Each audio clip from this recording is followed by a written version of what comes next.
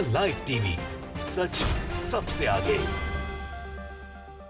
नमस्कार, आप देख रहे हैं द लाइव टीवी और मैं हूं आपके साथ मुनमुन रहमान। बिल्किस बानो मामले में बड़ी खबर सामने आ रही है। बिल्किस बानो मामले में सुप्रीम कोर्ट का फैसला आ चुका है और सुप्रीम कोर्ट ने अपने फैसले में दोषियों की रिहाई के आदेश को निरस्त कर दिया है। साथ ही सुप्रीम कोर्ट ने यह भी कहा है कि पीड़िता की तकलीफ का एहसास होना चाहिए और आखिरकार कैसे इतने जघन्य अपराध पर दोषियों को रिहा किया जा सकता है। सुप्रीम कोर्ट ने गुजरात हाईकोर्ट के फैसले को पलट कर रख दिया। आपको बता दें कि गुजरात हाईकोर्ट ने 2022 में अगस्त में बिल्किस बानो मामले में 11 दोषियों को रिहा कर दिया था और इस मामले में कहा गया कि इसमें केंद्र की मंजूरी से जो है ये फैसला सुनाया गया। केंद्र की मंजूरी से 11 दोषियों को जो है वो रिहा किया गया। सुप्रीम कोर्ट ने क्या कुछ कहा है, दोषियों की रिहाई के आदेश को निरस्त करते हुए क्या टिप्पणी कही है, सबसे पहले वो आपको बताएंगे। आप अपनी स्क्रीन पर भारत समाचार का ट्वीट देख रहे हैं जिसमें लिखा है कि दिल्ली बिल्किस बानो केस में सुप्रीम कोर्ट का फैसला,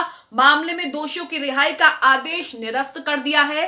साथ ही जो टिप्पणियां की हैं आपके सामने है। पीड़िता की याचिका सुनवाई योग्य है। सुप्रीम कोर्ट ने कहा है अपराध रोकने के लिए सजा दी जाती है। सुप्रीम कोर्ट ने कहा है कि अपराध रोकने के लिए सजा दी जाती है। दोषियों की रिहाई का आदेश निरस्त कर दिया है सुप्रीम कोर्ट ने यह भी कहा है कि पीड़िता की तकलीफ का एहसास हो। बिल्किस बानो केस में सुप्रीम कोर्ट का बड़ा फैसला। सुप्रीम कोर्ट ने गुजरात सरकार का फैसला पलटा। गुजरात सरकार ने 11 दोषियों को, बिल्किस बानो मामले में 11 दोषियों को रिहा कर दिया था कि उनका आचरण, उनका बिहेवियर जो है वो अच्छा है, इसलिए उनको रिहा कर दिया गया है। इसके बाद सोशल मीडिया पर हमने तस्वीरें देखी कि किस तरह से दोषियों को रिहा करने के बाद उनको जो है फूल की मालाएं पहना करके उनका स्वागत किया जा रहा था, मानो जैसे कितनी बड़ी जंग और कितना बड़ा अच्छा काम इन्होंने किया हो। लेकिन अब सुप्रीम कोर्ट ने बिल्किस बानो केस में बिल्किस बानो को बड़ी राहत दी है और साथ ही एक यहां पर उदाहरण भी सेट किया है कि आखिरकार इस तरह के जघन्य अपराध करने वाले दोषियों को बिल्कुल सजा जो है वो कानून के तहत दी जाएगी। अब आप अपनी स्क्रीन पर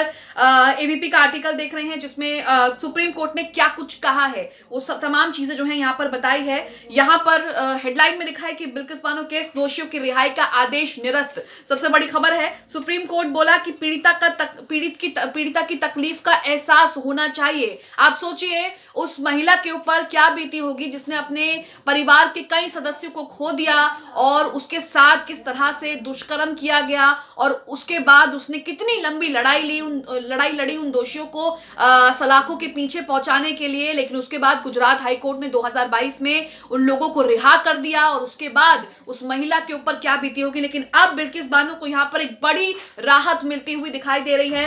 आर्टिकल में लिखा है कि बिल्किस बानो मामले में सुप्रीम कोर्ट का फैसला आ चुका है। जस्टिस नागरत्ना ने टिप्पणी करते हुए कहा कि सजा इसलिए दी जाती है कि भविष्य में अपराध रुके, अपराधी को सुधरने का मौका दिया जाता है, लेकिन पीड़ित की तकलीफ का भी एहसास होना चाहिए। सुप्रीम कोर्ट ने बिल्किस बानो मामले में फैसला सुनाते हुए यह टिप्पणी की है। मामले में दोषियों की रिहाई को सुप्रीम कोर्ट में चुनौती दी गई थी। कोर्ट में मामले की सुनवाई हुई और इसका फैसला जो है वो सुरक्षित रख लिया गया। लेकिन आज फैसला सुनाते हुए जस्टिस नागरत्ना ने कहा कि हमने कानूनी लिहाज से मामले को परखा है, पीड़िता की याचिका को हमने सुनवाई योग्य माना है। इस मामले में जो जनहित याचिकाएं दाखिल हुई हैं, हम उनके सुनवाई योग्य होने या ना होने पर कोई टिप्पणी फिलहाल नहीं कर रहे हैं। जस्टिस नागरत्ना ने कहा है कि जिस कोर्ट में मुकदमा चल रहा था, रिहाई पर फैसले से पहले गुजरात सरकार को उसकी राय लेनी चाहिए थी। जिस राज्य में आरोपियों को सजा मिली उसे ही रिहाई पर फैसला लेना चाहिए था। सजा महाराष्ट्र में मिली थी, इस आधार पर रिहाई का आदेश निरस्त हो जाता है।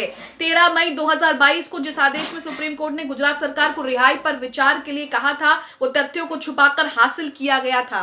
तो यहाँ पर आप देख रहे हैं कि किस तरह से जो है सुप्रीम कोर्ट में ये पूरा मामला पहुंचा था। बिल्किस बानो ने यहाँ पर याचिका भी दायर की थी कि 11 दोषियों को जिस तरह से रिहा किया गया है ये गलत है और उन्हें दोबारा सजा मिलनी चाहिए और सुप्रीम कोर्ट ने दोषियों की रिहाई का जो आदेश है उसे निरस्त कर दिया है। और साथ ही यहाँ पर कहा है कि इस तरह के अपराधों के लिए कैसे किसी को छूट दी जा सकती है या फिर किसी को रिहा किया जा सकता है। अपराधियों को सुधरने का मौका दिया जाना चाहिए, लेकिन पीड़िता की तकलीफ का भी एहसास होना चाहिए। जब दोषियों की रिहाई हुई थी तब बिल्किस बानो जो है वो खुद बता रही थी कि अब जो है मुझे ज्यादा डर लग रहा है क्योंकि मेरे दोषी मेरी आंखों के सामने हैं और कभी भी कुछ भी हो सकता है। इसी के साथ आपको बता दें कि गुजरात हाईकोर्ट ने जो फैसला सुनाया था 2002 में गुजरात दंगों में जब बिल्किस बानो के साथ वो जघन्य अपराध हुआ जिसमें उनके साथ दुष्कर्म हुआ और साथ ही उनके परिवार के कई लोग मारे गए। जिस वक्त उनके साथ दुष्कर्म हुआ वो 5 महीने की गर्भवती थी, उनकी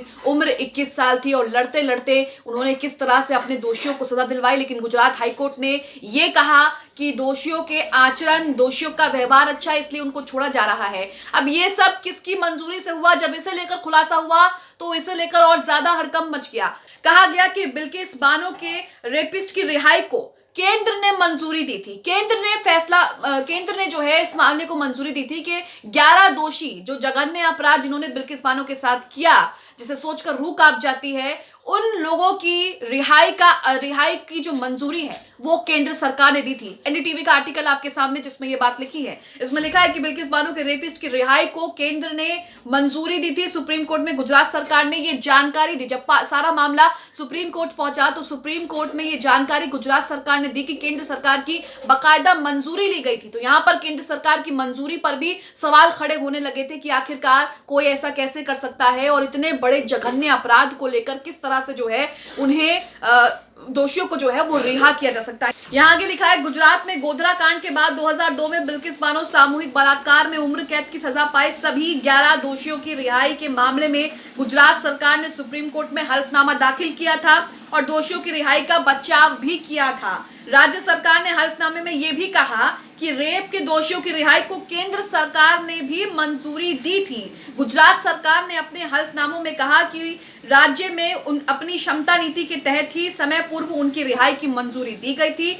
मामले में दोषी ठहराए गए 11 लोगों को 15 अगस्त को गोधरा उप जेल से रिहा कर दिया गया था और रिहाई के बाद किस तरह से उन सभी की आरती उतारी जा रही थी, फूलों की माला पहनाई जा रही थी, किस तरह से नारे लगाए जा रहे थे, इसका वीडियो भी हम सब ने देखा। तो यहाँ पर आप देख रहे हैं कि अब बिल्किस बानो को जो है वो राहत भरी खबर मिल रही है सुप्रीम कोर्ट से। सुप्रीम कोर्ट ने जो दोषियों की रिहाई का आदेश है उसे निरस्त कर दिया। साथ ही ये कहा कि बिल्किस बानो की जो याचिका है वो सुनने योग्य है, मानने योग्य है। तो यहाँ पर बिल्किस बानो को एक बड़ी राहत मिल रही है। जो 11 दोषी हैं उनके नाम भी आप अपनी स्क्रीन पर देख सकते हैं। जसवंत नाई, गोविंद नाई, शैलेश भट्ट, राधेश्याम शाह, विपिन चंद्र जोशी, केसर भाई, प्रदीप मोहतिया, बका भाई, राजू भाई, सोनी, मितेश भट्ट और रमेश चंद्रना, 11 लोग जो दोषी पाए गए थे उनके ये नाम है। मामला एक बार आपको बता देते हैं कि टाइमलाइन क्या है इसकी। 2002 का ये मामला है।